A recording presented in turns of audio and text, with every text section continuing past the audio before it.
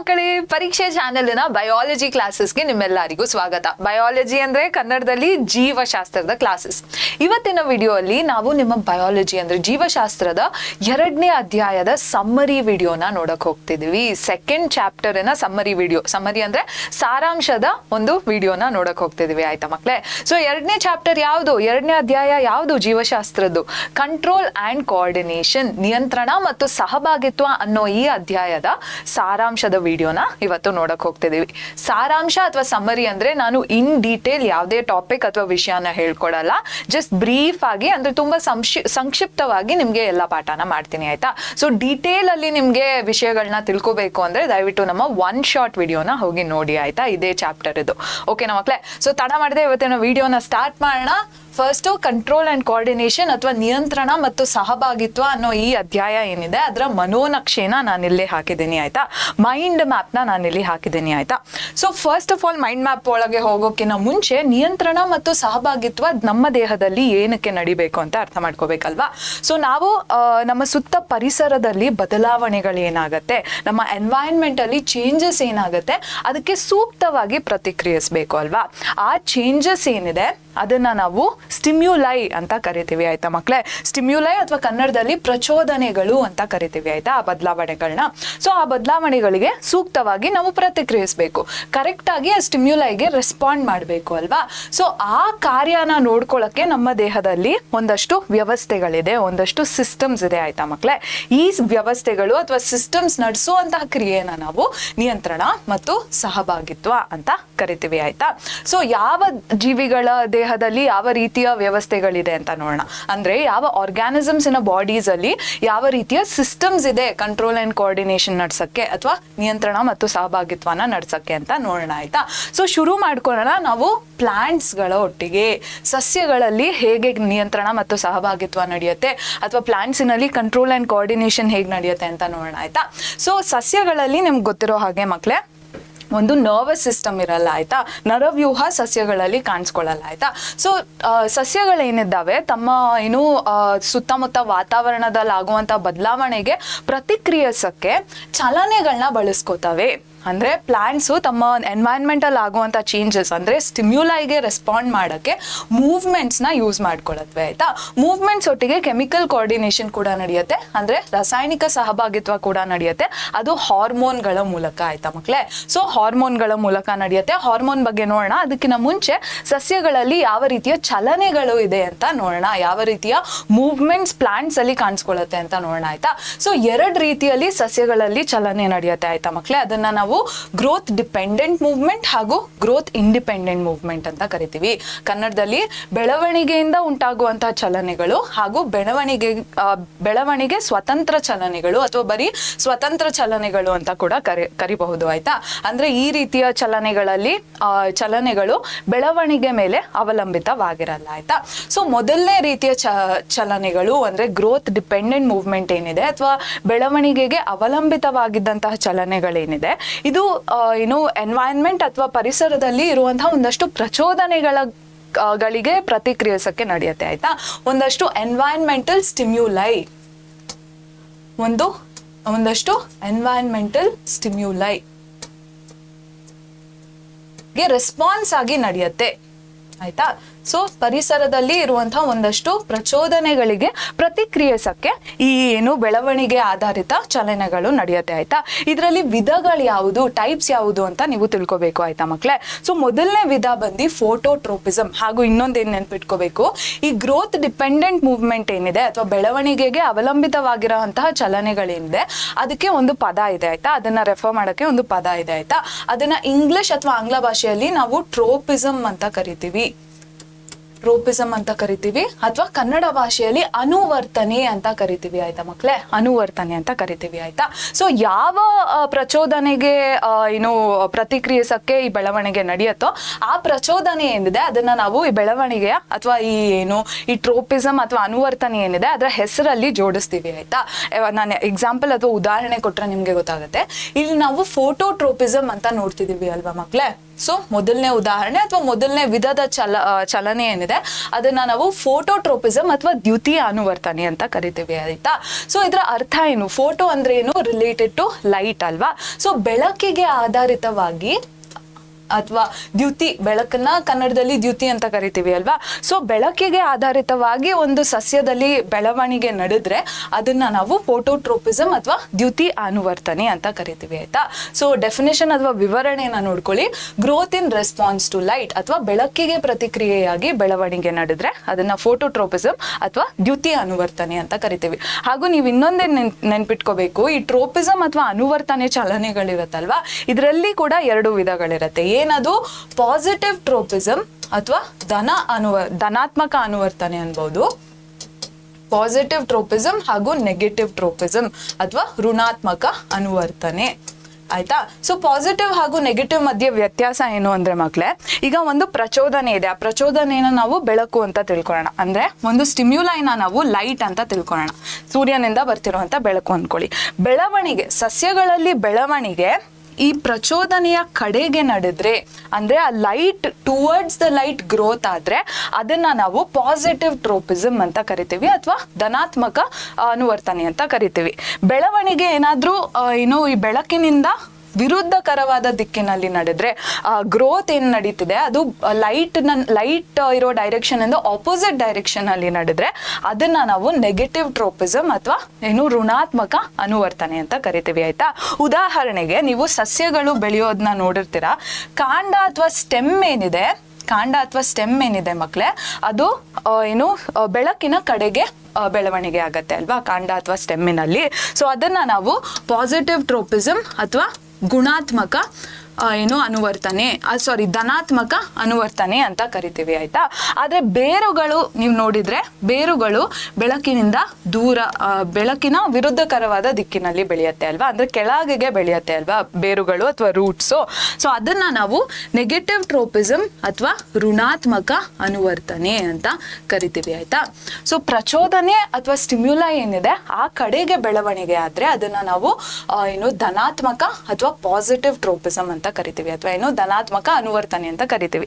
ಪ್ರಚೋದನೆ ಅಥವಾ ಸ್ಟಿಮ್ಯುಲೈ ಇಂದ ವಿರುದ್ಧಕರವಾದ ದಿಕ್ಕಿನಲ್ಲಿ ಬೆಳವಣಿಗೆ ಆದ್ರೆ, ಆಪೋಸಿಟ್ ಡೈರೆಕ್ಷನ್ ಅಲ್ಲಿ ಗ್ರೋತ್ ಆದ್ರೆ, ಸ್ಟಿಮ್ಯುಲೈನ ಆಪೋಸಿಟ್ ಡೈರೆಕ್ಷನ್ ಅಲ್ಲಿ ಗ್ರೋತ್ ಆದ್ರೆ ಅದನ್ನ ನೆಗೆಟಿವ್ ಟ್ರೋಪಿಸಮ್ ಅಥವಾ ಋಣಾತ್ಮಕ ಅನುವರ್ತನೆ ಅಂತ ಕರಿತೀವಿ ಆಯ್ತಾ ಮಕ್ಕಳೇ.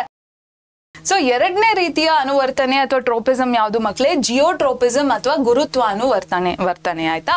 ಸೊ ಇದರಲ್ಲಿ ಬೆಳವಣಿಗೆ ಯಾವ ಆಧಾರದ ಮೇಲೆ ಆಗತ್ತೆ? ಗ್ರಾವಿಟಿ ಅಥವಾ ಗುರುತ್ವಾಕರ್ಷಣೆಯ ಆಧಾರದ ಮೇಲೆಗೆ ಆಗತ್ತೆ ಆಯ್ತಾ ಮಕ್ಕಳೇ ಬೆಳವಣಿಗೆ. ಸೊ ಗಿಡಗಳಲ್ಲಿ ಅಥವಾ ಸಸ್ಯಗಳಲ್ಲಿ ನೀವು ನೋಡಿರ್ತೀರಾ, ಬೇರುಗಳು ಅಥವಾ ರೂಟ್ಸ್ ಏನಿದೆ ಅದು ಕೆಳಗಿನ ದಿಕ್ಕಿನಲ್ಲಿ ಬೆಳೆಯುತ್ತೆ, ಡೌನ್ವರ್ಡ್ ಡೈರೆಕ್ಷನ್ ಅಲ್ಲಿ ಗ್ರೋತ್ ಆಗುತ್ತೆ. ಗ್ರಾವಿಟಿ ಅಥವಾ ಗುರುತ್ವಾಕರ್ಷಣೆ ಹೇಗೆ ಕ್ರಿಯೆನ ನಡೆಸುತ್ತೆ? ಕೆಳಗಿನ ದಿಕ್ಕಿನಲ್ಲಿ ಕ್ರಿಯೆನ ನಡೆಸುತ್ತೆ ಅಲ್ವಾ ಗುರುತ್ವಾಕರ್ಷಣೆ. ಇದರ ಕಾರಣ ಬೇರುಗಳು ನಮಗೆ ಪಾಸಿಟಿವ್ ಜಿಯೋಟ್ರೋಪಿಸಮ್ ನ ತೋರಿಸ್ತಿದೆ ಅಥವಾ ಧನ ಗುರುತ್ವಾನುವರ್ತನೆಯನ್ನ ತೋರಿಸ್ತಿದೆ. ಪಾಸಿಟಿವ್ ಜಿಯೋಟ್ರೋಪಿಸಮ್ ಬೇರುಗಳು ಆಯ್ತಾ ಮಕ್ಕಳೇ, ಪಾಸಿಟಿವ್ ಜಿಯೋಟ್ರೋಪಿಸಮ್ ತೋರಿಸ್ತಿದೆ. ಆದ್ರೆ ಕಾಂಡಗಳು ಅಥವಾ ಸ್ಟೆಮ್ಗಳೇನಿದೆ ಇದು ಮೇಲಿನ ದಿಕ್ಕಿನಲ್ಲಿ ಬೆಳೆಯುತ್ತೆ, ಅಂದ್ರೆ ಗುರುತ್ವಾಕರ್ಷಣೆಗೆ ವಿರುದ್ಧವಾಗಿ ಬೆಳೆಯುತ್ತೆ, ಗ್ರಾವಿಟಿಗೆ ಆಪೋಸಿಟ್ ಆಗಿ ಬೆಳೆಯುತ್ತೆ ಅಲ್ವಾ. ಅದಕ್ಕೆ ಇದು ನೆಗೆಟಿವ್ ಜಿಯೋಟ್ರೋಪಿಸಮ್ ನ ತೋರಿಸ್ತಿದೆ ಅಥವಾ ಋಣ ಗುರುತ್ವಾನುವರ್ತನೆಯನ್ನ ತೋರಿಸ್ತಿದೆ, ನೆಗೆಟಿವ್ ಜಿಯೋಟ್ರೋಪಿಸಮ್. ಸೊ ನಿಮ್ಗೆ ಹೀಗೆ ಪ್ರಶ್ನೆಗಳು ಕೇಳ್ತಾರೆ, ಸಸ್ಯ ಬೆಳೆಯುವಂತಹ ದಿಕ್ಕು, ಸಸ್ಯದ ಒಂದು ಭಾಗ ಬೆಳೆಯುವಂತಹ ದಿಕ್ಕನ್ನ ಕೊಟ್ಬಿಟ್ಟು ಇದು ಯಾವ ರೀತಿಯ ಅನುವರ್ತನೆ ಅಥವಾ ಯಾವ ರೀತಿಯ ಟ್ರೋಪಿಸಮ್ ತೋರಿಸ್ತಿದೆ ಅಂತ ಕೇಳಿ ಅಂತ ಉತ್ತರ ಮಾಡಿ ಅಂತ ಕೇಳ್ತಾರೆ ಆಯ್ತಾ ಮಕ್ಕಳೇ. ಸೊ ಇದನ್ನ ಕರೆಕ್ಟ್ ಆಗಿ ಅರ್ಥ ಮಾಡ್ಕೊಂಡಿರ್ಬೇಕು ನೀವು. ನೆಕ್ಸ್ಟ್ ವಿಧದ ಅನುವರ್ತನೆ ಅಥವಾ ಟ್ರೋಪಿಸಮ್ ಯಾವುದು? ಹೈಡ್ರೋಟ್ರೋಪಿಸಮ್. ಹೈಡ್ರೋ ಅಂದ್ರೆ ರಿಲೇಟೆಡ್ ಟು ವಾಟರ್, ನೀರಿಗೆ ಪ್ರತಿಕ್ರಿಯೆಯಾಗಿ ಸಸ್ಯಗಳಲ್ಲಿ ಬೆಳವಣಿಗೆ ಆದ್ರೆ, growth in response to water ಆದ್ರೆ ಅದನ್ನ ನಾವು ಜಲಾನುವರ್ತನೆ ಅಂತ ಕರಿತೀವಿ. ನೀರಿಗೆ ಪ್ರತಿಕ್ರಿಯೆಯಾಗಿ ಬೆಳವಣಿಗೆ ಆಗತ್ತೆ. ಮುಂದಿನ ವಿಧದ ಅನುವರ್ತನೆ ಯಾವುದು? ಥಿಗ್ಮೋಟ್ರೋಪಿಸಮ್. ಥಿಗ್ಮೋ ಅಂದ್ರೆ ರಿಲೇಟೆಡ್ ಟು ಟಚ್ ಆಯ್ತಾ. ಸ್ಪರ್ಶಕ್ಕೆ ಏನು ಪ್ರತಿಕ್ರಿಯೆಯಾಗಿ ಬೆಳವಣಿಗೆ ನಡೆದ್ರೆ ಅದನ್ನ ಸ್ಪರ್ಶಾನುವರ್ತನೆ ಅಂತ ಕರಿತೀವಿ ಆಯ್ತಾ ಮಕ್ಕಳೇ. ಲಾಸ್ಟ್ ಅಲ್ಲಿ ಕೀಮೋಟ್ರೋಪಿಸಮ್ ಅಥವಾ ರಾಸಾಯನಿಕ ಅನುವರ್ತನೆ. ಸೊ ರಾಸಾಯನಿಕಗಳ ಏನು ಪ್ರತಿಕ್ರಿಯೆಯಾಗಿ ಬೆಳವಣಿಗೆ ನಡೆದ್ರೆ ಸಸ್ಯಗಳಲ್ಲಿ ಅದನ್ನ ನಾವು ರಾಸಾಯನಿಕ ಅನುವರ್ತನೆ ಅಂತ ಕರಿತೀವಿ. ಕೆಮಿಕಲ್ಸ್ಗೆ ರಿಲೇಟೆಡ್ ಆಗಿ ಗ್ರೋತ್ ಆದ್ರೆ ಅದನ್ನ ನಾವು ಕೀಮೋಟ್ರೋಪಿಸಮ್ ಅಂತ ಕರಿತೀವಿ ಆಯ್ತಾ. ಸೊ ಇಷ್ಟು ವಿಧಗಳ ಬಗ್ಗೆ, ಇಷ್ಟು ಟೈಪ್ಸ್ ಬಗ್ಗೆ ನಿಮ್ಗೆ ಮಾಹಿತಿ ಇರಬೇಕು ಆಯ್ತಾ ಮಕ್ಕಳೇ. ಎರಡನೇ ರೀತಿಯ ಏನು ಚಲನೆಗಳು ಯಾವುದು? ಗ್ರೋತ್ ಇಂಡಿಪೆಂಡೆಂಟ್ ಮೂವ್ಮೆಂಟ್, ಅಂದ್ರೆ ಬೆಳವಣಿಗೆಗೆ ಅವಲಂಬಿತವಾಗದೇ ಇರುವಂತಹ ಚಲನೆಗಳನ್ನ ನಾವು ಈ ರೀತಿ ಸ್ವತಂತ್ರ ಚಲನೆಗಳು ಅಥವಾ ಬೆಳವಣಿಗೆಗೆ ಸ್ವತಂತ್ರ ಚಲನೆಗಳು ಅಂತ ಕರಿತೀವಿ ಆಯ್ತಾ. ಇದರ ಉದಾಹರಣೆ ನಿಮ್ಮ ಪಠ್ಯಪುಸ್ತಕದಲ್ಲಿ ಏನ್ ಕೊಟ್ಟಿದ್ದಾರೆ? ಟಚ್ ಮೀ ನಾಟ್ ಅಥವಾ ಮುಟ್ಟಿದ್ರೆ ಮುನಿಗಿಡದ ಬಗ್ಗೆ ಮಾತಾಡಿದ್ದಾರೆ ಆಯ್ತಾ. ಸೊ ಇದರಲ್ಲಿ ಸಸ್ಯಗಳನ್ನ ನೀವು ಮುಟ್ಟಿದ್ರೆ ಮುನಿ ಸಸ್ಯನ ನೀವು ಮುಟ್ಟಿದ್ರೆ ಅದರ ಎಲೆಗಳು ಮುಚ್ಕೊಂಡ್ ಬಿಡತ್ತೆ ಅಲ್ವಾ ಮಕ್ಕಳೇ. ನಿಮ್ಗೆ ಗೊತ್ತಿರತ್ತೆ ಈ ರೀತಿಯ ಚಲನೆಗಳೇನಿದೆ ಗ್ರೋತ್ ಡಿಪೆಂಡೆಂಟ್ ಮೂವ್ಮೆಂಟ್ ಅಥವಾ ಬೆಳವಣಿಗೆಗೆ ಅವಲಂಬಿತವಾಗಿರುವಂತಹ ಚಲನೆಗಳಿಗಿನ್ನ ಫಾಸ್ಟ್ ಆಗಿ ನಡೆಯುತ್ತೆ, ವೇಗದ ರೀತಿಯಲ್ಲಿ ನಡೆಯುತ್ತೆ, ಇನ್ನೂ ವೇಗವಾಗಿ ನಡೆಯುತ್ತೆ ಆಯ್ತಾ ಮಕ್ಕಳೇ. ಸೊ ಏನಾಗುತ್ತೆ ಇದರಲ್ಲಿ? ಜೀವಕೋಶಗಳು ಅಥವಾ ಸೆಲ್ಸ್ ಏನಿದೆ ಅದರ ಶೇಪ್ ನ ಚೇಂಜ್ ಮಾಡುತ್ತೆ. Change of shape of cell R change of shape in cells. So ಜೀವಕೋಶಗಳ ಏನು ಆಕಾರಗಳೇನಿದೆ ಅದರಲ್ಲಿ ಬದಲಾವಣೆ ಆಗ್ತಿರೋದ್ರಿಂದ ಈ ತರ ಚಲನೆಗಳು ನಡೆಯುತ್ತೆ ಆಯ್ತಾ ಮಕ್ಕಳೇ. ಸೊ ಹೇಗೆ ಚೇಂಜ್ ಇನ್ ಶೇಪ್ ಆಗತ್ತೆ? ವಾಟರ್ ಕಂಟೆಂಟ್ ಚೇಂಜ್ ಆಗತ್ತೆ, ನೀರಿನ ಸಾಂದ್ರತೆ ಏನಿದೆ ಅದು ಬದಲಾವಣೆ ಆಗತ್ತೆ. ವಾಟರ್ ಕಂಟೆಂಟ್ ಚೇಂಜ್ ಆಗುತ್ತೆ, ನೀರಿನ ಸಾಂದ್ರತೆ ಬದಲಾದಾಗ ಈ ಜೀವಕೋಶಗಳ ಆಕಾರ ಏನಿದೆ ಬದಲಾಗತ್ತೆ. ಅಂಡ್ ಆ ಆಕಾರ ಬದಲಾವಣೆ ಆಗ್ತಿರೋದ್ರಿಂದ ಈ ರೀತಿಯ ಚಲನೆಗಳು ನಡೆಯುತ್ತೆ ಆಯ್ತಾ ಮಕ್ಕಳೇ. ಸೊ ಇದು ಮೂವ್ಮೆಂಟ್ ಇನ್ ಪ್ಲಾಂಟ್ಸ್ ಅಥವಾ ಸಸ್ಯಗಳಲ್ಲಿ ಚಲನೆ ಬಗ್ಗೆ ನಾವು ಮಾತಾಡಿದ್ವಿ.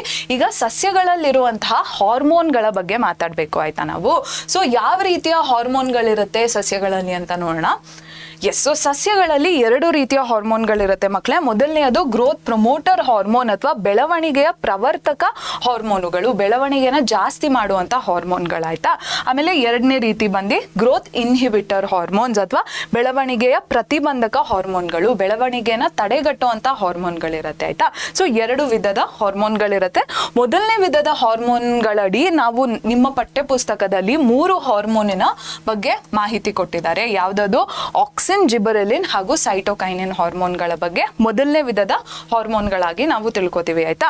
ಆದ್ರೆ ಎರಡನೇ ವಿಧದ ಹಾರ್ಮೋನ್, ಬೆಳವಣಿಗೆನ ತಡೆಗಟ್ಟುವಂತ ಹಾರ್ಮೋನ್ ಏನಿದೆ ಅದರ ಉದಾಹರಣೆ ಒಂದೇ ಒಂದು ಕೊಟ್ಟಿರೋದು ನಿಮ್ಮ ಪಠ್ಯ ಪುಸ್ತಕದಲ್ಲಿ. ಅದು ಬಂದು ಆಬ್ಸಿಸಿಕ್ ಆಸಿಡ್ ಅಥವಾ ಆಬ್ಸಿಸಿಕ್ ಆಮ್ಲ ಅನ್ನೋ ಒಂದು ಹಾರ್ಮೋನ್ ಆಯ್ತಾ ಮಕ್ಕಳೇ. ಸೊ ಎಲ್ಲಾ ಹಾರ್ಮೋನ್ಗಳ ಕೆಲಸಗಳೇನು, ಕಾರ್ಯಗಳೇನು ಅಂತ ತಿಳ್ಕೊಳ್ಳೋಣ. ಸೊ ಆಕ್ಸಿನ್ ಏನಿದೆ ಇದು ಬಂದು ಬೆಳವಣಿಗೆ ಜಾಸ್ತಿ ಮಾಡುವಂತಹ ಒಂದು ಹಾರ್ಮೋನ್ ಅಲ್ವಾ ಮಕ್ಕಳೇ. ಸೊ ಇದು ಸೆಲ್ ಎಲಾಂಗೇಷನ್ ನ ನಡೆಸುತ್ತೆ. ಕಾಂಡದ ಸೆಲ್ ಎಲಾಂಗೇಷನ್ ಅಂದ್ರೆ ಇದು ಜೀವಕೋಶದ ವಿಸ್ತರಣೆನ ಮಾಡುತ್ತೆ ಆಯ್ತಾ ಮಕ್ಕಳೇ. ಹಾಗೂ ಕಾಂಡದ ಬೆಳವಣಿಗೆನ ತೋರಿಸುತ್ತೆ, ಅಂದ್ರೆ ಸ್ಟೆಮ್ ಗ್ರೋತ್ಗೆ ಹೆಲ್ಪ್ ಮಾಡುತ್ತೆ. ಇಲ್ಲಿ ಸೆಲ್ ಎಲಾಂಗೇಷನ್ ಒಟ್ಟಿಗೆ ನೀವು ಸ್ಟೆಮ್ ಗ್ರೋತ್ ಅಂತ ಕೂಡ ಹಾಕ್ಬಹುದು ಆಯ್ತಾ. ಕಾಂಡದ ಬೆಳವಣಿಗೆ ಹಾಗೂ ಜೀವಕೋಶಗಳ ವಿಸ್ತರಣೆನ ಮಾಡುತ್ತೆ ನಮ್ಮ ಆಕ್ಸಿನ್ ಅನ್ನೋ ಒಂದು ಹಾರ್ಮೋನ್ ಆಯ್ತಾ ಮಕ್ಕಳೇ. ನೆಕ್ಸ್ಟ್ ರೆಸ್ಪಾನ್ಸ್ ಟು ಲೈಟ್ ಹಾಗೂ ರೆಸ್ಪಾನ್ಸ್ ಟು ಟಚ್ ನ ನೋಡ್ಕೊಳ್ಳುತ್ತೆ ಅಥವಾ ನಿಯಂತ್ರಿಸುತ್ತೆ. ಬೆಳಕಿಗೆ ಪ್ರತಿಕ್ರಿಯೆ ಹಾಗೂ ಸ್ಪರ್ಶಕ್ಕೆ ಪ್ರತಿಕ್ರಿಯೆ ನೀಡುತ್ತಲ್ವಾ ಸಸ್ಯಗಳು, ಅದನ್ನ ನಿಯಂತ್ರಿಸುತ್ತೆ ನಮ್ಮ ಆಕ್ಸಿನ್ ಅನ್ನೋ ಒಂದು ಹಾರ್ಮೋನ್ ಆಯ್ತಾ. ಇದರ ಕಾರ್ಯವಿಧಾನ, ಆಕ್ಸಿನ್ನ ಕ್ರಿಯೆಯ ಕಾರ್ಯವಿಧಾನ ಏನು ಅಂತ ಕೇಳ್ತಾರೆ. ಆಕ್ಷನ್ ಆಫ್ ಆಕ್ಸಿನ್ ಏನಿದೆ ಅದರದ್ದು ಮೆಕ್ಯಾನಿಸಮ್ ನ ನಿಮ್ಗೆ ಕೇಳ್ತಾರೆ ಆಯ್ತಾ. ಫಾರ್ ಎಕ್ಸಾಂಪಲ್ ಇಲ್ಲಿ ಒಂದು ಕಾಂಡ ಇದೆ ಅಂತ ಅನ್ಕೊಳ್ಳಿ, ಇಲ್ಲಿಂದ ಬೆಳಕು ಬರ್ತಿದೆ ಅಂತ ಅನ್ಕೊಳ್ಳಿ ಆಯ್ತಾ ಮಕ್ಕಳೇ. ಸೊ ಬೆಳಕು ಕಾಂಡದ ಈ ಭಾಗದ ಮೇಲೆ ಬಿದ್ರೆ, ಸ್ಟೆಮ್ಮಿನ ಈ ಪಾರ್ಟ್ ಮೇಲೆ ಲೈಟ್ ಬಿದ್ರೆ ಆಕ್ಸಿನ್ ಹಾರ್ಮೋನ್ ಏನಿದೆ ಈ ಆಪೋಸಿಟ್, ವಿರುದ್ಧಕರವಾದ ಈ ಭಾಗದಲ್ಲಿ ಆಕ್ಸಿನ್ ಏನಿದೆ ಕಾನ್ಸಂಟ್ರೇಟ್ ಆಗುತ್ತೆ ಅಥವಾ ಆಕ್ಸಿನ್ನ ಸಾಂದ್ರತೆ ಈ ಭಾಗದಲ್ಲಿ ಜಾಸ್ತಿ ಆಗತ್ತೆ ಆಯ್ತಾ. ಆಗ ಈ ಭಾಗದಲ್ಲಿ ಈ ವಿರುದ್ಧಕರವಾದ ಅಂದ್ರೆ ಆಪೋಸಿಟ್ ಜಾಗ ಏನಿದೆ ಅದರಲ್ಲಿ ಗ್ರೋತ್ ಜಾಸ್ತಿ ಆಗುತ್ತೆ. ಈ ಭಾಗದ ಬೆಳವಣಿಗೆ ಏನಿದೆ ಅದು ಜಾಸ್ತಿ ಆಗುತ್ತೆ. ಆಗ ಬೆಳಕಿನ ಅಡಿಗೆ ಅಥವಾ ಬೆಳಕಿನ ಕಡೆಗೆ ಈ ಕಾಂಡ ಏನಿದೆ ಅಥವಾ ಸ್ಟೆಮ್ ಏನಿದೆ ಬೆಂಡ್ ಆದಂಗೆ ಕಾಣಿಸುತ್ತೆ ಆಯ್ತಾ. ಈ ರೀತಿ ಜಗ್ಗದಂಗೆ ಕಾಣಿಸುತ್ತೆ ಬೆಳಕಿನ ಕಡೆಗೆ ಈ ಕಾಂಡ ಆಯ್ತಾ ಮಕ್ಕಳೇ. ಸೊ ಇದನ್ನ ಏನು ಕಾರ್ಯವಿಧಾನ, ಆಕ್ಸಿನಿನ ಕಾರ್ಯವಿಧಾನ ಅಥವಾ ಆಕ್ಸಿನಿನ ಕ್ರಿಯೆಯ ಕಾರ್ಯವಿಧಾನ ಅಥವಾ ಆಕ್ಸಿನಿನ ಆಕ್ಷನಿನ ಮೆಕ್ಯಾನಿಸಮ್ ಅಂತ ನಿಮಗೆ ಪ್ರಶ್ನೆನ ಕೇಳ್ಬೋದು ಆಯ್ತಾ. ಸೊ ಇದು ನಿಮಗೆ ಕನ್ಫ್ಯೂಸ್ ಆಗ್ತಿದೆ ಅಂದರೆ ದಯವಿಟ್ಟು ನಮ್ಮ ಒನ್ ಶಾರ್ಟ್ ವಿಡಿಯೋನಲ್ಲಿ ನಾನು ಡೀಟೇಲ್ಡ್ ಆಗಿ ಎಕ್ಸ್ಪ್ಲೇನ್ ಮಾಡಿದ್ದೀನಿ, ಅದನ್ನ ಹೋಗಿ ನೋಡಿ ಆಯ್ತಾ ಮಕ್ಕಳೇ. ಎರಡನೇ ಹಾರ್ಮೋನ್ ಬಂದು ಜಿಬ್ಬರೆಲಿನ್, ಇದು ಕಾಂಡದ ಬೆಳವಣಿಗೆನ ನೋಡ್ಕೊಳ್ಳುತ್ತೆ ಆಯ್ತಾ ಮಕ್ಕಳೇ. ಮೂರನೆಯ ಹಾರ್ಮೋನ್ ಏನಿದೆ ಇದು ಬಂದು ಸೈಟೋಕೈನಿನ್, ಇದು ಜೀವಕೋಶದ ವಿಭಜನೆನ ನೋಡ್ಕೊಳ್ಳುತ್ತೆ ಆಯ್ತಾ. ಸೆಲ್ ಡಿವಿಷನ್ ನ ಪ್ರಮೋಟ್ ಮಾಡುತ್ತೆ ಅಥವಾ ಜೀವಕೋಶ ವಿಭಜನೆನ ಉತ್ತೇಜಿಸುತ್ತೆ ಆಯ್ತಾ ಮಕ್ಕಳೇ. ಕೋಶ ವಿಭಜನೆ ಅಥವಾ ಸೆಲ್ ಡಿವಿಷನ್ ಜಾಸ್ತಿ ಎಲ್ಲಿ ಆಗೋದು? ಫ್ರೂಟ್ಸ್ ಅಥವಾ ಸೀಡ್ಸ್ ಎಲ್ಲ ಆಗತ್ತೆ, ಹಣ್ಣುಗಳು ಅಥವಾ ಬೀಜಗಳಲ್ಲಿ ಜಾಸ್ತಿ ಕೋಶ ವಿಭಜನೆ ಆಗತ್ತೆ ಅಲ್ವಾ. ಸೊ ಆ ಜಾಗಗಳಲ್ಲಿ ಸೈಟೋಕೈನಿನ್ ಕಾನ್ಸಂಟ್ರೇಷನ್ ಜಾಸ್ತಿ ಇರುತ್ತೆ. ಅಂದ್ರೆ ಹಣ್ಣುಗಳು ಹಾಗೂ ಬೀಜಗಳಲ್ಲಿ ಈ ಸೈಟೋಕೈನಿನ್ ಹಾರ್ಮೋನ್ ಏನಿದೆ ಅದರ ಸಾಂದ್ರತೆ ಜಾಸ್ತಿ ಇರುತ್ತೆ ಆಯ್ತಾ ಮಕ್ಕಳೇ. ಓಕೆ, ಸೊ ಲಾಸ್ಟ್ ಹಾರ್ಮೋನ್ ಯಾವುದು? Abscisic acid. ನಾ ಹೇಳ್ದಂಗೆ ಬೆಳವಣಿಗೆನ ತಡೆಗಟ್ಟುವಂತ ಒಂದು ಹಾರ್ಮೋನ್ ಇದು, ಗ್ರೋತ್ ಇನ್ಹಿಬಿಟರ್ ಹಾರ್ಮೋನ್ ಇದು ಆಯ್ತಾ. ಸೊ ಇದು ಬೆಳವಣಿಗೆನ ತಡೆಗಟ್ಟುತ್ತೆ ಆಬ್ವಿಯಸ್ಲಿ. ಅದ್ ಬಿಟ್ರೆ ವಿಲ್ಟಿಂಗ್ ಆಫ್ ಲೀವ್ಸ್ಗೂ ಕೂಡ ಇದು ಬೇಕಾಗತ್ತೆ ಆಯ್ತಾ. ಅಂದ್ರೆ ಎಲೆಗಳೆಲ್ಲ ಮುದುಡತ್ತೆ ಅಲ್ವಾ, ಮುದುಡ್ಬಿಟ್ಟು ಗಿಡ ಅಥವಾ ಮರದಿಂದ ಅದು ಉದುರು ಹೋಗುತ್ತೆ ಅಲ್ವಾ. ಸೊ ಆ ಎಲೆಗಳ ಮುದುಡುವಿಕೆಗೆ ಈ ಹಾರ್ಮೋನ್ ಏನಿದೆ ಅದು ಬೇಕಾಗತ್ತೆ. ವಿಲ್ಟಿಂಗ್ ಆಫ್ ಲೀವ್ಸ್ಗೆ ಹಾರ್ಮೋನ್ ಏನಿದೆ ಬೇಕಾಗತ್ತೆ, ಯಾವುದು? ಅಬ್ಸಿಸಿಕ್ ಆಸಿಡ್ ಅನ್ನೋ ಒಂದು ಹಾರ್ಮೋನ್ ಆಯ್ತಾ ಮಕ್ಕಳೇ. ಸೊ ಸಸ್ಯಗಳಲ್ಲಿ ಈ ರೀತಿ ಏನು ನಿಯಂತ್ರಣ ಮತ್ತು ಸಹಭಾಗಿತ್ವ ನಡೆಯುತ್ತೆ ಆಯ್ತಾ ಮಕ್ಕಳೇ. ಸೊ ಸಸ್ಯಗಳಲ್ಲಿ ನಿಮಗೆ ಚಲನೆಗಳ ಬಗ್ಗೆ ಮಾಹಿತಿ ಇರಬೇಕು ಹಾಗೂ ಹಾರ್ಮೋನ್ಗಳ ಬಗ್ಗೆ ಮಾಹಿತಿ ಇರಬೇಕು ಆಯ್ತಾ. ನೆಕ್ಸ್ಟ್ ನಾವು ಹ್ಯೂಮನ್ಸ್ ಅಥವಾ ಮಾನವರಲ್ಲಿ ನಿಯಂತ್ರಣ ಮತ್ತು ಸಹಭಾಗಿತ್ವ ಹೇಗೆ ನಡೆಯುತ್ತೆ ಅಂತ ತಿಳ್ಕೊಂಡ್ವಿ. ಸೊ ಅಂದ್ರೆ ಒನ್ ಶಾರ್ಟ್ ಅಲ್ಲಿ ತಿಳ್ಕೊಂಡ್ವಿ, ಈಗ ಸಮರೈಸ್ ಮಾಡ್ತಿದೀವಿ ಅಥವಾ ಸಾರಾಂಶನ ನೋಡ್ತಿದೀವಿ ಅಲ್ವಾ. ಸೊ ಮಾನವರಲ್ಲಿ ಕೂಡ ಎರಡು ರೀತಿಯಲ್ಲಿ ನಿಯಂತ್ರಣ ನಡೆಯುತ್ತೆ. ಒಂದು ಮೊದಲನೇ ರೀತಿಯ ನಿಯಂತ್ರಣ ಏನಿದೆ ಅದು ನರವ್ಯೂಹ ಅಥವಾ ನರ್ವಸ್ ಸಿಸ್ಟಮಿನ ಮೂಲಕ ನಡೆಯುತ್ತೆ. ಎರಡನೇ ರೀತಿಯ ನಿಯಂತ್ರಣ ಹಾರ್ಮೋನ್ಸ್ ಮೂಲಕ ನಡೆಯುತ್ತೆ ಆಯ್ತಾ. ಸಸ್ಯಗಳಲ್ಲಿ ಹಾರ್ಮೋನ್ಸ್ ಹೇಗಿದೆಯೋ ಅದೇ ರೀತಿ ಮಾನವರಲ್ಲಿ ಕೂಡ ಹಾರ್ಮೋನ್ಸ್ ಅನ್ನೋದು ಇರುತ್ತೆ ಆಯ್ತಾ ಮಕ್ಕಳೇ. ಸೊ ನರ್ವಸ್ ಸಿಸ್ಟಮ್ ಅಥವಾ ನರವ್ಯೂಹ, ಮಾನವ ನರವ್ಯೂಹ ಏನಿದೆ ಇದರಲ್ಲಿ ವಿಧಗಳಿರುತ್ತೆ ಆಯ್ತಾ. ಎರಡು ವಿಧಗಳಿರುತ್ತೆ. ಏನದು? ಕೇಂದ್ರ ನರವ್ಯೂಹ ಅಥವಾ ಸೆಂಟ್ರಲ್ ನರ್ವಸ್ ಸಿಸ್ಟಮ್ ಹಾಗೂ ಪರಿಧಿ ನರವ್ಯೂಹ ಅಥವಾ ಪೆರಿಫೆರಲ್ ನರ್ವಸ್ ಸಿಸ್ಟಮ್ ಆಯ್ತಾ ಮಕ್ಕಳೇ. ಸೊ ಕೇಂದ್ರ ನರವ್ಯೂಹ ಏನಿದೆ ಇದರಲ್ಲಿ ಮತ್ತೆ ಎರಡು ಭಾಗಗಳಿದೆ. ಯಾವ್ದದು? ಮಿದುಳು ಹಾಗೂ ಮಿದುಳು ಬಳ್ಳಿ, ಬ್ರೈನ್ ಹಾಗೂ ಸ್ಪೈನಲ್ ಕಾರ್ಡ್ ಆಯ್ತಾ ಮಕ್ಕಳೇ. ಸೊ ಬ್ರೈನ್ ಏನಿದೆ ಇದರ ರೇಖಾಚಿತ್ರ ಅಥವಾ ಇದರ ಡಯಾಗ್ರಾಮ್ ಏನಿದೆ ಅದನ್ನ ನೀವು ತಿಳ್ಕೊಬೇಕು. ಅದಕ್ಕಿಂತ ಮುಂಚೆ ಇನ್ನೊಂದೇನು ತಿಳ್ಕೊಬೇಕು ಅಂದ್ರೆ ಕರೆಕ್ಟ್. ಸೊ ನ್ಯೂರಾನ್ ಅಂತ ನಾವೇನ್ ಕರಿತೀವಿ ಅದು ಬಂದು ನರ್ವಸ್ ಸಿಸ್ಟಮ್ ಅಥವಾ ನರವ್ಯೂಹದ ಸ್ಟ್ರಕ್ಚರಲ್ ಅಂಡ್ ಫಂಕ್ಷನಲ್ ಯೂನಿಟ್ ಆಗಿರುತ್ತೆ. ನರವ್ಯೂಹ ರಚನೆಗೊಂಡಿರೋದೇ ನ್ಯೂರಾನ್ಗಳಿಂದ ಅಥವಾ ನರಕೋಶದಿಂದ ಆಯ್ತಾ ಮಕ್ಕಳೇ. ಸೊ ನರಕೋಶ ಬಂದು ನರವ್ಯೂಹದ ರಚನಾತ್ಮಕ ಹಾಗೂ ಕ್ರಿಯಾತ್ಮಕ ಘಟಕವಾಗಿದೆ ಆಯ್ತಾ ಮಕ್ಕಳೇ. ಸೊ ಇದರ ಮೂಲಕನೇ ನರ್ವ್ ಇಂಪಲ್ಸಸ್ ಅಥವಾ ನರದ ಆವೇಗ ಅಂತ ನಾವೇನ್ ಕರಿತೀವಿ, ಮಾಹಿತಿ ರವಾನೆ ಆಗ್ಬೇಕಲ್ವಾ ಅದು, ಅಥವಾ ಇನ್ಫಾರ್ಮೇಶನ್ ಟ್ರಾನ್ಸ್ಮಿಟ್ ಆಗ್ಬೇಕಲ್ವಾ. ಸೊ ಆ ಇನ್ಫಾರ್ಮೇಶನ್ ನರ್ವ್ ಇಂಪಲ್ಸಿನ ರೀತಿಯಲ್ಲಿ ಇರುತ್ತೆ. ಆ ಮಾಹಿತಿ ಏನಿದೆ ನರದ ಆವೇಗದ ರೀತಿಯಲ್ಲಿ ಇರುತ್ತೆ ಆಯ್ತಾ ಮಕ್ಕಳೇ. ಸೊ ಆ ಆವೇಗ ರವಾನೆ ಆಗೋದು ಅಥವಾ ಚಲನೆ ಆಗೋದು ನರಕೋಶದ ಮೂಲಕ. ಸೊ ಆ ನರ್ವ್ ಇಂಪಲ್ಸಸ್ ಟ್ರಾವೆಲ್ ಆಗೋದು ನ್ಯೂರಾನ್ಸ್ನ ಮೂಲಕ ಆಯ್ತಾ. ಸೊ ಸ್ಟ್ರಕ್ಚರ್ ಆಫ್ ನ್ಯೂರಾನ್ ನ ನಿಮ್ಗೆ ರೇಖಾಚಿತ್ರವಾಗಿ ಕೇಳ್ತಾರೆ, ಅಂದ್ರೆ ಡಯಾಗ್ರಾಮ್ ಆಗಿ ನಿಮ್ಗೆ ಸ್ಟ್ರಕ್ಚರ್ ಆಫ್ ನ್ಯೂರಾನ್ ನ ಕೇಳ್ತಾರೆ ಅಥವಾ ನರಕೋಶದ ರಚನೆ ಏನಿದೆ ಅದನ್ನ ರೇಖಾಚಿತ್ರದ ಮಾದರಿಯಲ್ಲಿ ಕೇಳ್ತಾರೆ ಆಯ್ತಾ. ಸೊ ಭಾಗಗಳ ಬಗ್ಗೆ ಮಾಹಿತಿ ಇರಬೇಕು ಆಯ್ತಾ ಮಕ್ಕಳೇ. ಸೊ ನರ್ವ್ ಇಂಪಲ್ಸ್ ಸೃಷ್ಟಿ ಆಗೋದು ಎಲ್ಲಿ ಮಕ್ಕಳೇ, ಅಥವಾ ಈ ನರದ ಆವೇಗ ಸೃಷ್ಟಿಯಲ್ಲಿ ಆಗತ್ತೆ? ಡೆಂಡ್ರೈಟ್ಗಳಲ್ಲಿ ಆಗತ್ತೆ ಆಯ್ತಾ. ಅಲ್ಲಿಂದ ಈ ಮಾಹಿತಿ ಎಲ್ಲಿಗೆ ಹೋಗುತ್ತೆ? ನ್ಯೂಕ್ಲಿಯಸ್ ಇರೋದು ಏನು ಸೆಲ್ ಬಾಡಿಯಲ್ಲಿ ಆಯ್ತಾ, ಅಥವಾ ಕೋಶ ಕೇಂದ್ರ ಇರೋದು ಕೋಶಕಾಯದಲ್ಲಿ ಆಯ್ತಾ. ಸೊ ಡೆಂಡ್ರೈಟ್ಸಿನಿಂದ ಮಾಹಿತಿ ಕೋಶಕಾಯ ಅಥವಾ ಸೆಲ್ ಬಾಡಿಗೆ ಹೋಗಿ ತಲುಪತ್ತೆ ಆಯ್ತಾ. ಸೆಲ್ ಬಾಡಿಯಿಂದ ಎಲ್ಲಿಗೆ ಹೋಗುತ್ತೆ? ಆಕ್ಸಾನ್ ಅನ್ನೋ ಒಂದು ಈ ಪ್ರೊಜೆಕ್ಷನ್ ಏನ್ ಕಾಣಿಸ್ತಿದೆ ನಿಮ್ಗೆ ಅಥವಾ ಈ ಪ್ರಕ್ಷೇಪ ಏನ್ ಕಾಣಿಸ್ತಿದೆ ಇದನ್ನ ಆಕ್ಸಾನ್ ಅಂತ ಕರಿತೀವಿ. ಸೊ ಮಾಹಿತಿ ಕೋಶಕಾಯದಿಂದ ಆಕ್ಸಾನಿಗೆ ಹೋಗುತ್ತೆ. ಆಕ್ಸಾನಿನಿಂದ ಎಲ್ಲಿ ಹೋಗುತ್ತೆ? ಆಕ್ಸಾನ್ ಟರ್ಮಿನಲ್ ಅಥವಾ ನರ ತುದಿಗಳಿಗೆ ಹೋಗಿ ತಲುಪತ್ತೆ ಆಯ್ತಾ ಮಕ್ಕಳೇ. ಇಲ್ಲಿಂದ ಇನ್ನೊಂದು ನರಕ್ಕೆ ಆ ಮಾಹಿತಿ ಹೋಗಿ ಏನು ರವಾನೆ ಆಗತ್ತೆ ಆಯ್ತಾ. ಸೊ ಈ ರಚನೆ ಒಟ್ಟಿಗೆ ಇನ್ನೊಂದು ಪದದ ಅರ್ಥ ಗೊತ್ತಿರಬೇಕು. ಯಾವ್ದದು? ಸೈನಾಪ್ಸ್ ಅನ್ನೋ ಒಂದು ಪದದ ಅರ್ಥ ಆಯ್ತಾ ಮಕ್ಕಳೇ. ಸೊ ಸೈನಾಪ್ಸ್ ಅಥವಾ ಕನ್ನಡದಲ್ಲಿ ಇದನ್ನ ಸಂಸರ್ಗ ಅಂತ ಕರಿತೀವಿ ಆಯ್ತಾ. ಸೈನಾಪ್ಸ್ ನ ವಿವರಣೆ ಏನು? It is the functional gap between two neurons. It is the functional gap between two neurons. ಎರಡು ನ್ಯೂರಾನ್ಗಳ ನಡುವೆ ಇರುವಂತಹ ಕ್ರಿಯಾತ್ಮಕ ಅಂತರನ ನಾವು ಸೈನಾಪ್ಸ್ ಅಥವಾ ಸಂಸರ್ಗ ಅಂತ ಕರಿತೀವಿ. Between two neurons. ಆಯ್ತಾ ಮಕ್ಕಳೇ? ಸೊ ನ್ಯೂರಾನ್ಸಿನ ಡೆಫಿನೇಷನ್ ಏನು ಅಂತ, ಸಾರಿ ಸೈನಾಪ್ಸಿನ ಡೆಫಿನೇಷನ್ ಏನು ಅಂತ ಕೇಳಿದಾಗ ಅಥವಾ ಸಂಸರ್ಗದ ವಿವರಣೆ ಏನು ಅಂತ ಕೇಳಿದಾಗ ನೀವು ಈ ರೀತಿ ಬರೆಯೋಕ್ಕೆ ಆಗಬಹುದು. ಆಯ್ತಾ? ಕನ್ನಡದಲ್ಲಿ ಬರ್ದಿಲ್ಲ ಅಂತ ಬೇಜಾರು ಮಾಡ್ಕೋಬೇಡಿ. ನಮ್ಮ ಡಿಸ್ಕ್ರಿಪ್ಷನ್ ಬಾಕ್ಸಲ್ಲಿ ನೋಟ್ಸ್ ಇರುತ್ತೆ ಅಲ್ವಾ, ಸೊ ಅದರಲ್ಲಿ ಕನ್ನಡದಲ್ಲಿ ಫುಲ್ ನಾನು ವಿವರಣೆಯನ್ನು ಕೊಟ್ಟಿದ್ದೀನಿ. ಸಂಸರ್ಗದ್ದು ಏನು ನರವ್ಯೂಹ ಹಾಗೂ ನರವ್ಯೂಹದಲ್ಲಿ ಯಾವ್ಯಾವ ವಿಧ ಇದೆ ಅಂತ ಎಲ್ಲ ನಾವು ನಮ್ಮ ನೋಟ್ಸಲ್ಲಿ ಮೆನ್ಷನ್ ಮಾಡಿದ್ದೀವಿ. ದಯವಿಟ್ಟು ಕನ್ನಡದಲ್ಲಿ ಮೆನ್ಷನ್ ಮಾಡಿದ್ದೀವಿ, ಸೊ ದಯವಿಟ್ಟು ಅದನ್ನ ನೋಡಿ. ಆಯ್ತಾ ಮಕ್ಕಳೇ? ಓಕೆ, ಸೊ ಸೈನಾಪ್ಸ್ ಬಗ್ಗೆ ಕೂಡ ತಿಳ್ಕೊಂಡ್ರಿ. ನೆಕ್ಸ್ಟ್ ನಾವು ಬ್ರೈನ್ ಬಗ್ಗೆ ಮಾತಾಡ್ತಿದ್ವಿ ಅಲ್ವಾ, ಅಂದ್ರೆ ಏನು ಮೆದುಳಿನ ಬಗ್ಗೆ ಮಾತಾಡ್ತಿದ್ವಿ ಅಲ್ವಾ ಮಕ್ಕಳೇ? ಸೊ ಮೆದುಳನ್ನ ನೋಡ್ಬೇಡ. ಎಸ್, ಸೊ ಈ ರೇಖಾಚಿತ್ರ ಕೂಡ ನಿಮ್ಮ ಪರೀಕ್ಷೆಯಲ್ಲಿ ಕೇಳುವಂತಹ ಚಾನ್ಸಸ್ ಇರುತ್ತೆ. ಆಯ್ತಾ? ಅಂದ್ರೆ ಈ ಡಯಾಗ್ರಾಮ್ನ ಕೂಡ ನಿಮ್ಮ ಎಕ್ಸಾಮ್ ನಲ್ಲಿ ಕೇಳುವಂತಹ ಚಾನ್ಸಸ್ ಇರುತ್ತೆ. ಸೊ ಬ್ರೈನ್ ಅಥವಾ ಮಿದುಳು ಏನಿದೆ ಇದರಲ್ಲಿ 3 ಭಾಗಗಳಿರುತ್ತೆ. ಆಯ್ತಾ ಮಕ್ಕಳೇ? ಮುಮ್ಮೆದುಳು ಅಥವಾ ಫೋರ್ ಬ್ರೈನ್, ಮಧ್ಯ ಮೆದುಳು ಅಥವಾ ಮಿಡ್ ಬ್ರೈನ್, ಹಿಮ್ಮೆದುಳು ಅಥವಾ ಹೈಂಡ್ ಬ್ರೈನ್. ಆಯ್ತಾ ಮಕ್ಕಳೇ?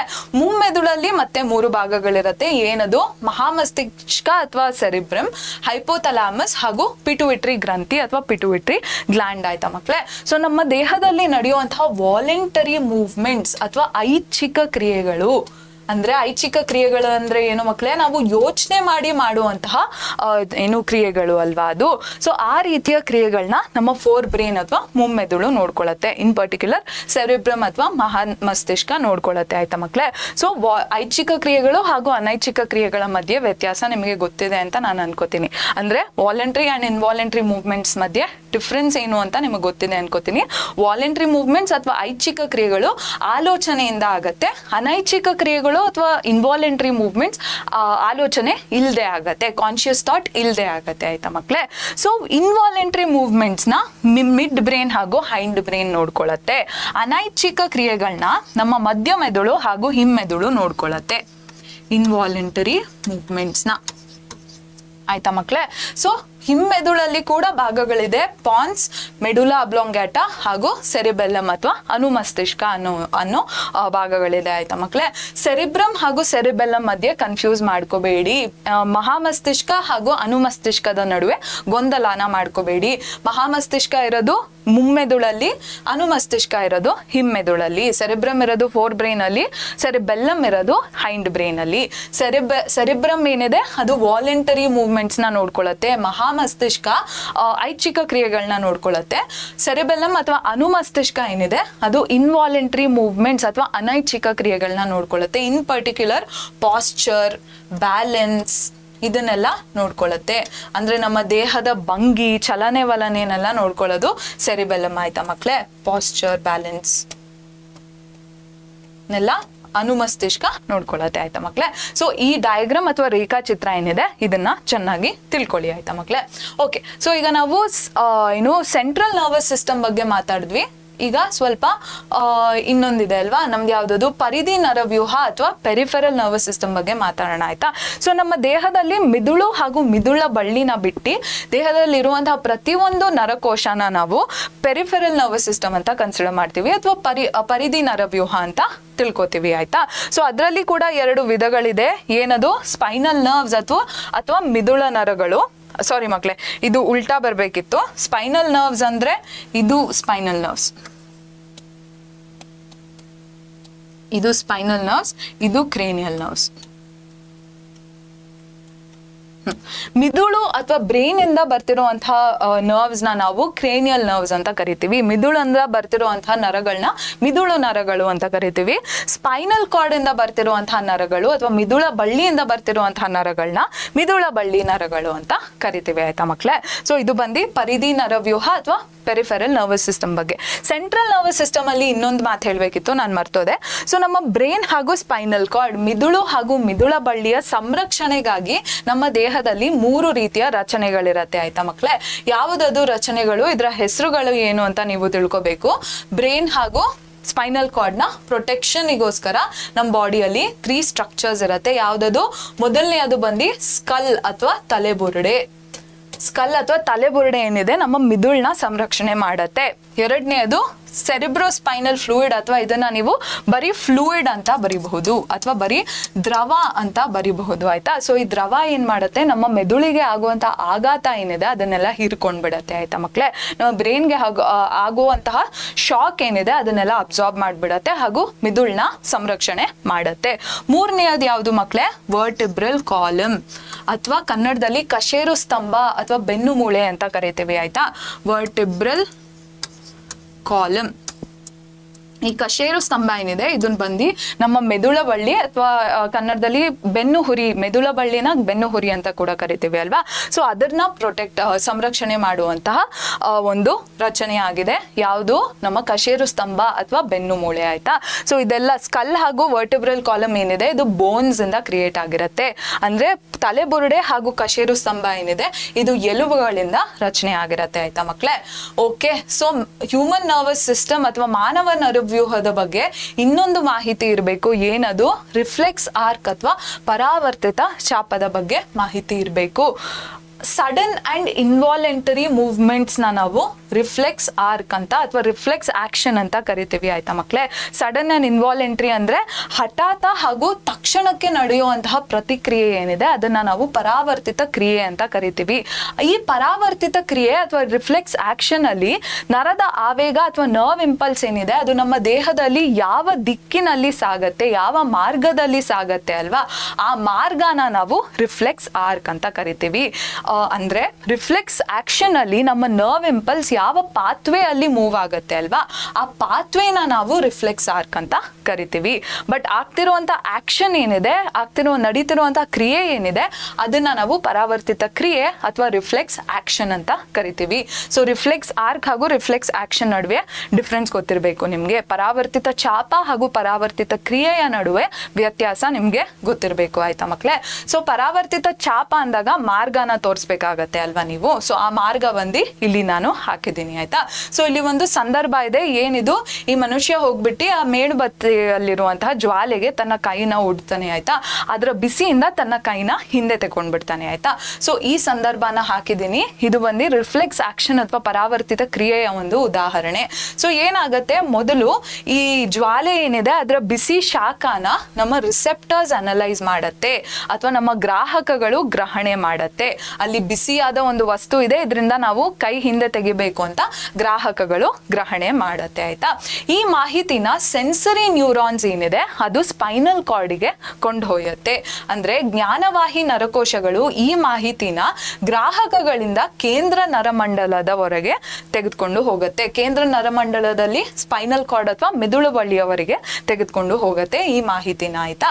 ನೆಕ್ಸ್ಟ್ ಸ್ಪೈನಲ್ ಕಾರ್ಡ್ ಏನ್ ಮಾಡತ್ತೆ, ಇದಕ್ಕೆ ಒಂದು ಪ್ರತಿಕ್ರಿಯೆನ ಸೃಷ್ಟಿ ಮಾಡತ್ತೆ ಆಯ್ತಾ, ಒಂದು ರೆಸ್ಪಾನ್ಸ್ ನ ಕ್ರಿಯೇಟ್ ಮಾಡುತ್ತೆ.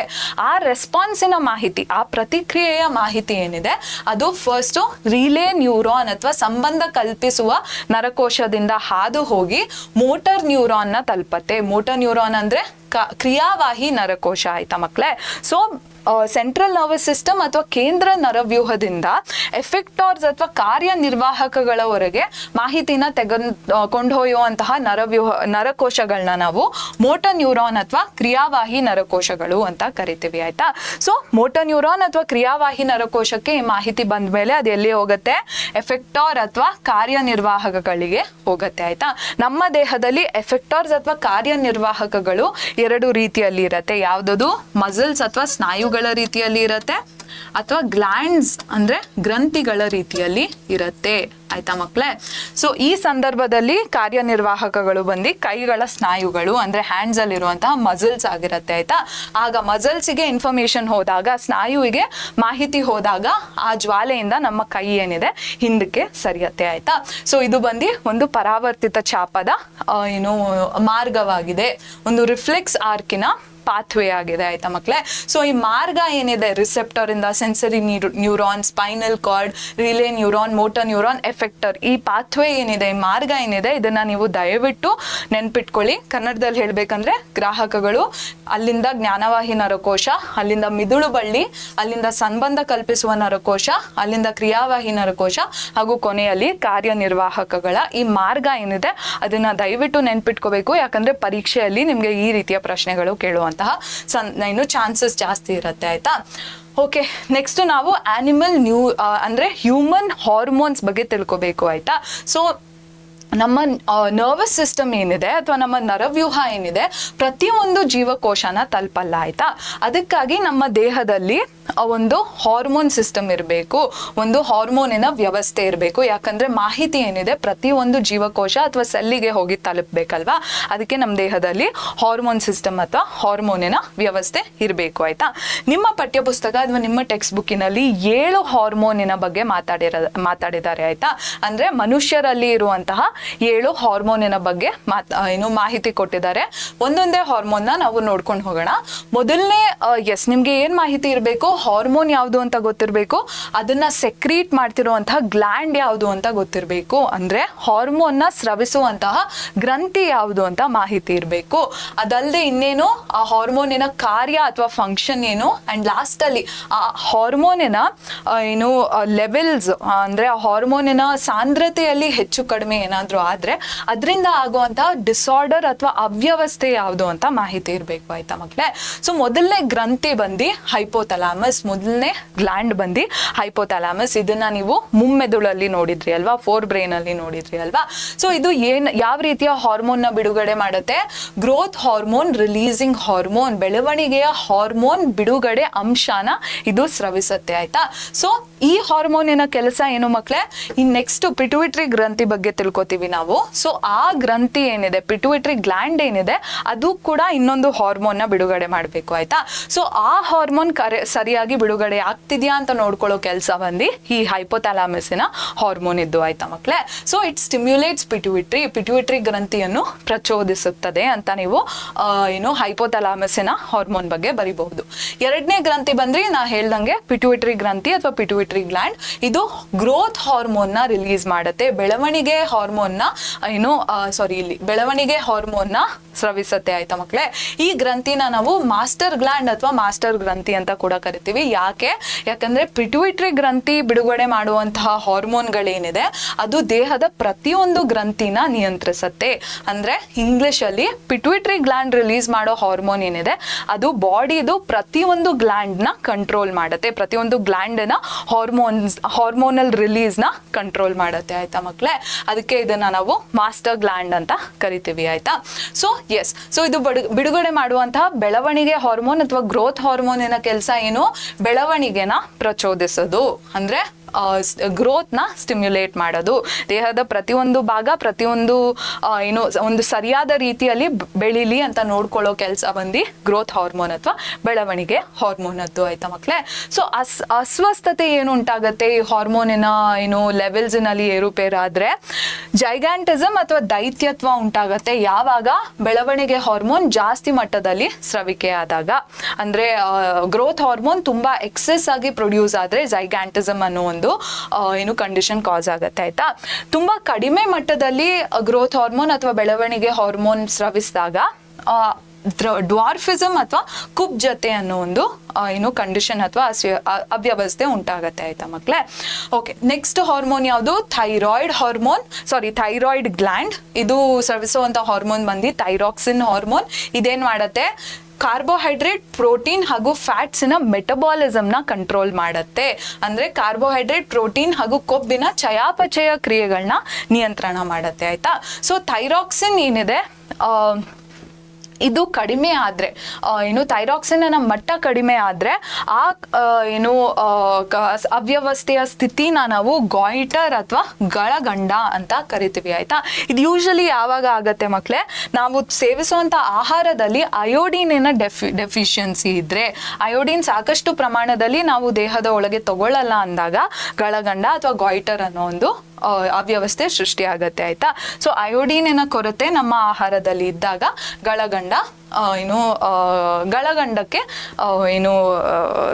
ಅನ್ನೋ ಒಂದು ಅವ್ಯವಸ್ಥೆಯ ಸ್ಥಿತಿ ಆಗತ್ತೆ ಆಯ್ತಾ.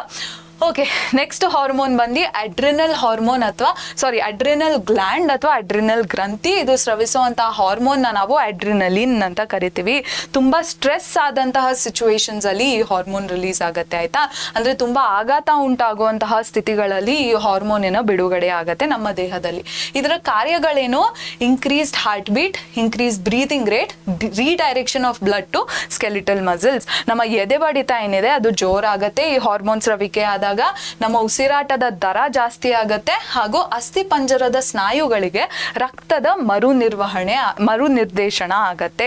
ಯಾಕಂದ್ರೆ ಇಂಥ ಸ್ಥಿತಿಗಳಲ್ಲಿ ನಾವು ನಮ್ಮ ದೇಹದ ಸ್ಕೆಲಿಟಲ್ ಮಸಲ್ಸ್ ಏನಿದೆ ಆಕ್ಟಿವ್ ಆಗಿರ್ಬೇಕು. ಅಸ್ಥಿ ಪಂಜರದ ಸ್ನಾಯುಗಳೇನಿದೆ ಅದು ತುಂಬಾ ಕಾರ್ಯಗಳನ್ನ ಮಾಡ್ಬೇಕಾಗತ್ತೆ ಆಯ್ತಾ. ಅದಕ್ಕೆ ರಕ್ತದ ಚಲನೆ ಏನಿದೆ ಅದು ಅಸ್ಥಿ ಪಂಜರದ ಸ್ನಾಯುಗಳಿಗೆ ನಡೆಯುತ್ತೆ.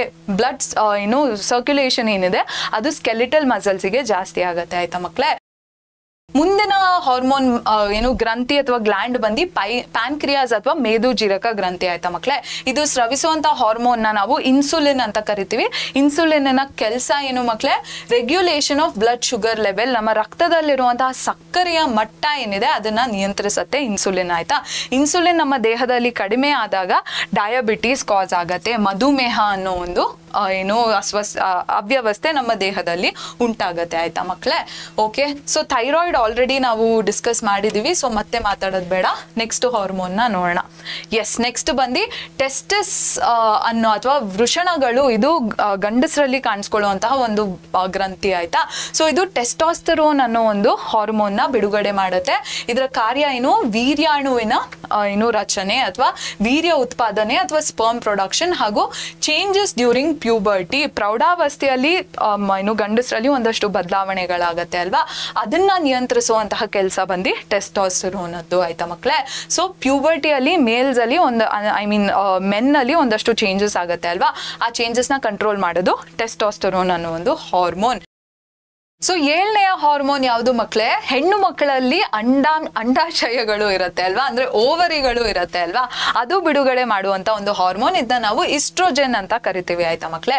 ಸೊ ಇದರ ಕಾರ್ಯಗಳೇನು? ಓವಮ್ ಮ್ಯಾಚುರೇಷನ್ ಅಥವಾ ಅಂಡಾಣುವಿನ ಪಕ್ವತೆಯನ್ನ ನಿಯಂತ್ರಣ ಮಾಡುತ್ತೆ. ಅದಲ್ಲದೆ ಮಹಿಳೆಯರಲ್ಲಿ ಅಥವಾ ಹೆಣ್ಣು ಮಕ್ಕಳಿನಲ್ಲಿ ಪ್ರೌಢಾವಸ್ಥೆ ಬರುತ್ತೆ ಅಲ್ವಾ, ಅಂದ್ರೆ ಪ್ಯೂಬರ್ಟಿ ಆಗತ್ತೆ ಅಲ್ವಾ. ಸೊ ಅದರಲ್ಲಿ ಒಂದಷ್ಟು ಬದಲಾವಣೆಗಳು ನಡೆಯುತ್ತೆ. ಆ ಬದಲಾವಣೆಗಳನ್ನ ನಿಯಂತ್ರಣ ಮಾಡುವಂತ ಕೆಲಸ ಬಂದು ಇಸ್ಟ್ರೋಜೆನ್ ಅದ್ದು. ಹಾಗೂ ಕೊನೆಯದಾಗಿ ಹೆಣ್ಮಕ್ಳಿನಲ್ಲಿ ನಡೆಯುವಂತಹ ಮೆನ್ಸ್ಟ್ರುವಲ್ ಸೈಕಲ್ ಅಥವಾ ಋತುಚಕ್ರ ಆಗತ್ತೆ ಅಲ್ವಾ ಮಕ್ಕಳೇ. ಸೊ ಆ ಋತುಚಕ್ರದ ನಿಯಂತ್ರಣ ಅಥವಾ ರೆಗ್ಯುಲೇಷನ್ ಕೂಡ ಇಸ್ಟ್ರೋಜೆನ್ನಿನ ಕಾರ್ಯ. ಇಸ್ಟ್ರೋಜೆನ್ ಬಿಡುಗಡೆ ಆಗೋದು ಓವರಿ ಅಥವಾ ಅಂಡಾಶಯಗಳಿಂದ ಆಯ್ತಾ ಮಕ್ಕಳೇ. ಸೊ ಇದಲ್ಲದೆ ಲಾಸ್ಟ್ ಅಲ್ಲಿ ನಿಮ್ಗೆ ಇನ್ನೊಂದೇನು ಗೊತ್ತಿರಬೇಕು ಅಂದ್ರೆ ಈ ಹಾರ್ಮೋನ್ಗಳ ಮಟ್ಟ ನಮ್ಮ ರಕ್ತದಲ್ಲಿ ಒಂದು ನಿರ್ದಿಷ್ಟವಾದ ಸಂಖ್ಯೆಯಲ್ಲಿ ಇರಬೇಕು ಆಯ್ತಾ. ಅಂದ್ರೆ ಈ ಹಾರ್ಮೋನ್ ಲೆವೆಲ್ಸ್ ಏನಿದೆ ನಮ್ಮ ಬ್ಲಡ್ ಅಲ್ಲಿ ಒಂದು ಪ್ರಾಪರ್ ಅಮೌಂಟ್ ಅಲ್ಲಿ ಇರಬೇಕು ಆಯ್ತಾ ಮಕ್ಕಳೇ. ಸೊ ಅದನ್ನ ನೋಡ್ಕೊಳ್ಳೋಕೆ ನಮ್ಮ ದೇಹದಲ್ಲಿ ಒಂದು ಮೆಕ್ಯಾನಿಸಮ್ ಅಥವಾ ಕಾರ್ಯವಿಧಾನ ಇದೆ. ಅದನ್ನ ನಾವು ಏನಂತ ಕರಿತೀವಿ? ಬರೆಯೋಕ್ಕೆ ಜಾಗ ಎಲ್ಲಿದೆ? ಎಸ್, ಅದನ್ನ ನಾವು ಫೀಡ್ಬ್ಯಾಕ್ ಮೆಕ್ಯಾನಿಸಮ್ ಅಂತ ಕರಿತೀವಿ. ಫೀಡ್ಬ್ಯಾಕ್ ಮೆಕ್ಯಾನಿಸಮ್ ಅಂತ ಕರಿತೀವಿ ಆಯ್ತಾ ಮಕ್ಕಳೇ. ಸೊ ಈ ಫೀಡ್ಬ್ಯಾಕ್ ಮೆಕ್ಯಾನಿಸಮ್ ನ ಮಕ್ಕಳೇ ಕನ್ನಡದಲ್ಲಿ ಈ ಹಿಮ್ಮಾಹಿತಿ ಕಾರ್ಯವಿಧಾನ ಅಂತ ಕರೀತಾರೆ ಆಯ್ತಾ. ಸೊ ಹಾರ್ಮೋನ್ಗಳು ನಮ್ಮ ರಕ್ತದಲ್ಲಿ ನಿರ್ದಿಷ್ಟ ಮಟ್ಟದಲ್ಲಿ ಇರಲಿ ಅಂತ ನೋಡ್ಕೊಳ್ಳುವಂತ ಕೆಲಸ ಈ ಕಾರ್ಯವಿಧಾನದ್ದು. ನಮ್ಮ ಬ್ಲಡ್ನಲ್ಲಿ ಹಾರ್ಮೋನ್ ಲೆವೆಲ್ಸ್ ಒಂದು ಪರ್ಟಿಕ್ಯುಲರ್ ರೇಂಜ್ ಅಲ್ಲಿ ಇರಲಿ ಅಂತ ನೋಡ್ಕೊಳ್ಳೋ ಕೆಲಸ ಬಂದು ಫೀಡ್ಬ್ಯಾಕ್ ಮೆಕ್ಯಾನಿಸಮ್ದು. ಈ ಫೀಡ್ಬ್ಯಾಕ್ ಮೆಕ್ಯಾನಿಸಮ್ ಹೇಗೆ ಕೆಲಸ ಮಾಡುತ್ತೆ, ಹಿಮ್ಮಾಹಿತಿ ಕಾರ್ಯವಿಧಾನ ಹೇಗೆ ಕ್ರಿಯೆನ ನಡೆಸುತ್ತೆ ಅಂತ ತಿಳ್ಕೊಳ್ಳೋಕೆ ನೀವು ನಮ್ಮ ಒನ್ ಶಾಟ್ ನ ನೋಡಬಹುದು ಆಯ್ತಾ ಮಕ್ಕಳೇ. ಸೊ ಎಸ್, ನಾವು ಕಂಟ್ರೋಲ್ ಅಂಡ್ ಕೋಆರ್ಡಿನೇಷನ್, ನಿಯಂತ್ರಣ ಮತ್ತು ಸಹಭಾಗಿತ್ವ ಏನಿದೆ ಅದರಲ್ಲಿ ಬರುವಂತಹ ಪ್ರತಿಯೊಂದು ವಿಷಯ ಅಥವಾ ಟಾಪಿಕ್ ನ ಇಲ್ಲಿ ಬ್ರೀಫ್ ಆಗಿ ನೋಡಿದೀವಿ ಈ ವಿಡಿಯೋ ಅಲ್ಲಿ ಆಯ್ತಾ ಮಕ್ಕಳೇ. ಸೊ ನಿಮ್ಗೆ ಡೀಟೇಲ್ಡ್ ಆಗಿ ವಿಡಿಯೋ ಬೇಕು ಅಂದ್ರೆ ಹಾಗೆ ನಾ ಹೇಳ್ದಂಗೆ ನಮ್ಮ ಒನ್ ಶಾಟ್ ನ ನೀವು ಹೋಗಿ ನೋಡಬಹುದು. ಫುಲ್ ಡೀಟೇಲ್ ಅಲ್ಲಿ ನಾನು ಆ ವಿಡಿಯೋದಲ್ಲಿ ಎಲ್ಲ ಎಕ್ಸ್ಪ್ಲೇನ್ ಮಾಡಿದ್ದೀನಿ ಆಯ್ತಾ. ಸೊ ಎಸ್, ನಿಮ್ಗೆ ಯಾವುದೇ ರೀತಿ ಡೌಟ್ಸ್ ಇದ್ರೆ ಮಕ್ಕಳೇ ದಯವಿಟ್ಟು ನಮ್ಮ ಯೂಟ್ಯೂಬ್ ಕಾಮೆಂಟ್ ಸೆಕ್ಷನ್ ನ ಯೂಸ್ ಮಾಡ್ಕೊಳ್ಳಿ. ನಿಮ್ಗೆ ಯಾವುದೇ ರೀತಿ ಗೊಂದಲಗಳು ಉಂಟಾದ್ರೂ ಆದ್ರೂ ಯಾವುದೇ ವಿಷಯ ಅರ್ಥ ಆಗ್ತಿಲ್ಲ ಅಂದ್ರೂ ದಯವಿಟ್ಟು ನಮ್ಮ ಕಾಮೆಂಟ್ ಸೆಕ್ಷನ್ ಅಲ್ಲಿ ನಿಮ್ಮ ಡೌಟ್ಸ್ನ ಹಾಕಿ ಆಯ್ತಾ. ಬರೀ ಯೂಟ್ಯೂಬ್ ಅಲ್ಲಿ ಮಾತ್ರ ಪರೀಕ್ಷೆ ನಿಮ್ಗೆ ಅವೈಲೇಬಲ್ ಇರತ್ತಾ? ಇಲ್ಲ, ವಾಟ್ಸ್ಆ್ಯಪ್, ಇನ್ಸ್ಟಾಗ್ರಾಮ್, ಟೆಲಿಗ್ರಾಮ್ ಚಾನೆಲ್ಸ್ ಅಲ್ಲಿ ಕೂಡ 24/7 ಅಂದ್ರೆ ರಾತ್ರಿ ಹೊತ್ತು ಸ್ವಲ್ಪ ಕಷ್ಟ ನಾವು ರಿಪ್ಲೈ ಮಾಡೋಕ್ಕೆ, ಬಟ್ ಬೆಳಗಿನ ಹೊತ್ತು ಯಾವುದೇ ಸಮಯದಲ್ಲಿ ನೀವು ನಮಗೆ ಏನು ಡೌಟ್ಸ್ನ ಕಳಿಸಿದ್ರು ನಾವು ನಿಮಗೆ ಆದಷ್ಟು ಬೇಗ ರೆಸ್ಪಾನ್ಸ್ನ ಕಳಿಸ್ತೀವಿ ಆಯ್ತಾ. ಯಾವುದೇ ಡೌಟ್ಸ್ ಇರಲಿ ಅಲ್ಲ, ಯಾವುದೇ ರೀತಿ ಡೌಟ್ ಬಂದರೂ ದಯವಿಟ್ಟು ನಮಗೆ ರೀಚ್ ಔಟ್ ಮಾಡಿ ಆಯ್ತಾ ಮಕ್ಕಳೇ. So far now, thank you so much for joining us, and I'll see you in the next video.